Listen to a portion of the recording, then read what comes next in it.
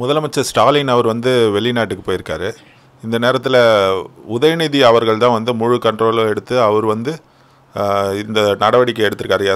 எஸ்சி/எஸ்டி ஆணையத்தில் வந்து இந்த மாதிரி வழக்கு பதிவு செய்ய சொல்லி நடவடிக்கை எடுத்திருக்காரு. அதனால் முதல்வர் ஸ்டாலினை விட டேஞ்சரஸ் வந்து உதயநிதி தான் அப்படின்னு திமுக இணையத்தில் வந்து பதிவிட்டிருக்காங்க திமுகவினர் சிலர். அதை பற்றி உங்கள் கருத்து? இது வந்து சிறுபிள்ளைத்தனமாக இருக்குது. நீங்கள் வந்து மதிப்புக்குரிய தம்பி உதயநிதி ஸ்டாலின் அவர்கள் ஒரு நிராகரிக்கப்பட்ட ஒரு வழக்கை திரும்ப போய் வழக்கு போடுங்க அவங்க வேலை அப்படின்னு சொல்கிறது வந்து புத்திசாலித்தனத்துக்கு உரியது இல்லை.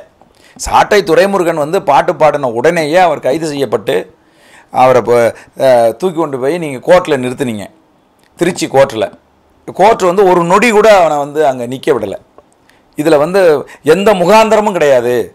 இது வந்து இதை வழக்கு தொடுத்து அவரை தூக்கி உள்ளே வைக்கிறதுக்கு இதில் ஒன்றுமே கிடையாதுன்னு சொல்லி நிராகரிச்சிருச்சு. மேட் அவுட் ஆகலை அந்த கேஸு. காவல்துறைக்கே அவமானமாக போச்சு. இந்த சூழ்நிலையில் திரும்ப சீமான் மேல் வழக்கு பதியணும்னு சொல்லி எஸ்சி/எஸ்டி ஆணையத்தை தூண்டி விட்டு உதயநிதி அவர்கள் செஞ்சாங்க அப்படின்னு சொன்னால் அது திரும்ப உதயநிதி அவர்களும் அவமானப்படுவார். கோர்ட்டு வந்து திரும்பவும் அதை தான் செய்யும். இது காவல்துறை ஆணையர் இதை வந்து அறிவுரை சொல்லணும் அவருக்கு.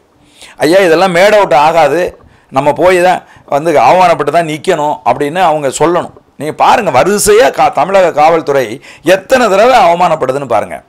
அதாவது குண்டாஸ் போட்டு திருமுருகன் காந்தியை உள்ளே வச்சாங்க, என்னாச்சு? குண்டாஸ் போட்டு அவன் பேர் என்ன சாட்டை துரைமுருகனை உள்ளே வச்சாங்க, என்னாச்சு? இப்போ குண்டாஸ் போட்டு சவுக்கு சங்கரை உள்ளே வச்சாங்க, என்னாச்சு? அப்போ நீங்கள் தேவையில்லாத வேலைகளை செஞ்சு நேரத்தை வீணடிக்கிறீங்க. சவுக்கு சங்கர் பின்னாடி எத்தனை காவல்துறை அதிகாரிகள் வர்றாங்க, பின்னாடி காவலர்கள் எவ்வளோ பேர் வர்றாங்க பாருங்கள். அப்போ அவங்களுக்கெல்லாம் ஒரு வேலையும் இல்லையா? நீங்கள் போடுற குண்டாஸை கோர்ட்டு தூக்கி மூஞ்சில் அடிக்க போகுது, உங்களை கூப்பிட்டு கேள்வி மேலே கேள்வி கேட்டு அவமானப்படுத்த போகுது. அப்போ நேர விலையம் செலவு, இங்கே இருந்து அங்கே இருந்து இங்கே கோர்ட்டுக்கு கூட்டிகிட்டு வர செலவு அரசுக்கு எவ்வளோ பெரிய இழப்பை ஏற்படுத்துகிறாங்க. முறையாக காவல்துறை அதிகாரிகள் ஆய்வு செய்து இது வந்து குண்டாஸுக்கு மேட்ச் ஆகுமா, இது குண்டாஸுக்கு போச்சுன்னா அவர் மேலே குண்டாஸ் வழக்கு செல்லுமா அப்படிங்கிறதெல்லாம் எந்த ஆய்வும் செய்யாமல் சும்மா தனி மனித வன்மத்தோடு போய் வழக்கு தொடுக்கிறதும், ஒருத்தர் பிடிக்கலன்னொன்னே அவர் மேலே கொண்டு போய் பெரும் வழக்குகளை அவர் மேலே போடுறதுக்கு முயற்சி செய்கிறதும் காவல்துறைக்கும் அரசுக்கும் தான் அது வந்து பெருத்த அவமானத்தை ஏற்படுத்துகிறது. அந்த மாதிரியான ஒரு செயல் தான் இது. இதில் வந்து ரொம்ப டேஞ்சரு உதயநிதி ஸ்டாலின் அவர்கள் அப்படிங்கிறதுக்கெல்லாம் ஒன்றுமே கிடையாது. இது வந்து யோசிக்காமல் செய்கிறாங்க. இது வந்து இந்த கேஸ் மேட் அவுட் ஆகாது. இந்த கேஸின் மூலமாக அண்ணன் செந்தமிழன் சீமான் அவர்களை கைது செய்ய முடியாது. நாங்கள் கைது செய்யட்டும்னு தானே நாங்கள் சொல்கிறோம். எப்படி ஜெகன்மோகன் ரெட்டி அவர்கள் சும்மா கிடந்த சந்திரபாபு நாயுடு அவர்கள் மேலே வழக்க போட்டு அவரை வலுக்கட்டாயமாக கைது பண்ணி உள்ளே வச்சதன் மூலமாக மக்கள் பேராதரவோடு இன்னைக்கு வந்து ஆட்சி அதிகாரத்துக்கு வந்து ஜெகன்மோகன் ரெட்டியை தூக்கி வீசிட்டாங்க. அதுபோல வந்து நீங்கள் அண்ணன் செந்தமிழன் சீமானை முதலமைச்சர் ஆக்காம நாங்கள் விடமாட்டோம் அப்படின்னு நீங்கள் முடிவு பண்ணால் நாங்கள் ஒன்றும் பண்ண முடியாது.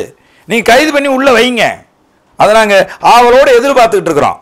செய்யுங்க, முயற்சி பண்ணுங்க.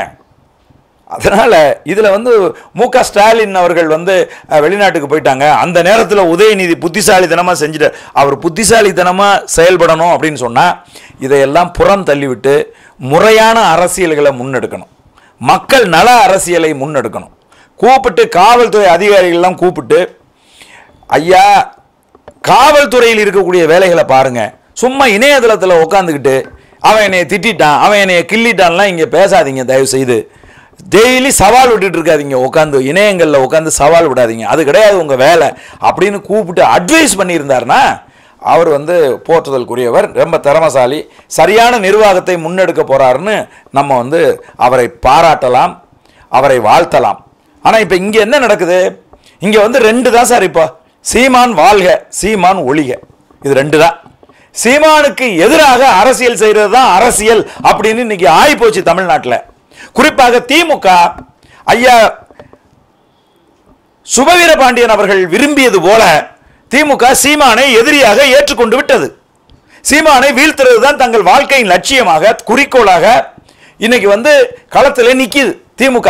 இதைத்தான் ஐயா சுபவீர பாண்டியன் அவர்கள் விரும்பினாங்க. தொடக்கத்திலிருந்து சீமானை கொண்டு வந்து திமுகவுக்கு எதிரியா ஆக்கணும்னு ஆசைப்பட்டாங்க. அந்த ஆசை இன்றைக்கு நிறைவேறி இருக்கிறது. அப்படித்தான் நம்ம எடுத்துக்கணும். அதனால உதயநிதி ஸ்டாலின் அவர்களுக்கு அறிவுரை சொல்லியிருந்தாங்கன்னா, ஐயா இது அப்பா இல்லாத நேரத்தில் இந்த மாதிரி வேலையெல்லாம் செய்யக்கூடாது, இது அவர்களுக்கு சாதகமாக போய்விடும், இதை வேண்டாம் அப்படின்னு இவர்களை அறிவுரை சொல்லியிருந்தால் இந்த SC/ST ஆணையம் இந்த நடவடிக்கையை எடுக்காது.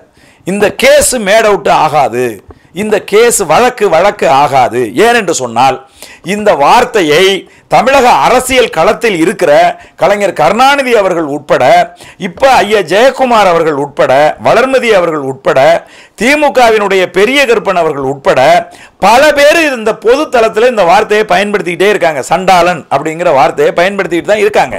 அதனால இது வந்து ஒரு சாதாரணமான ஒரு வார்த்தை என்பதால் இது வந்து இந்த கேஸ் மேட் அவுட் ஆகாது என்பது என்னுடைய கருத்து.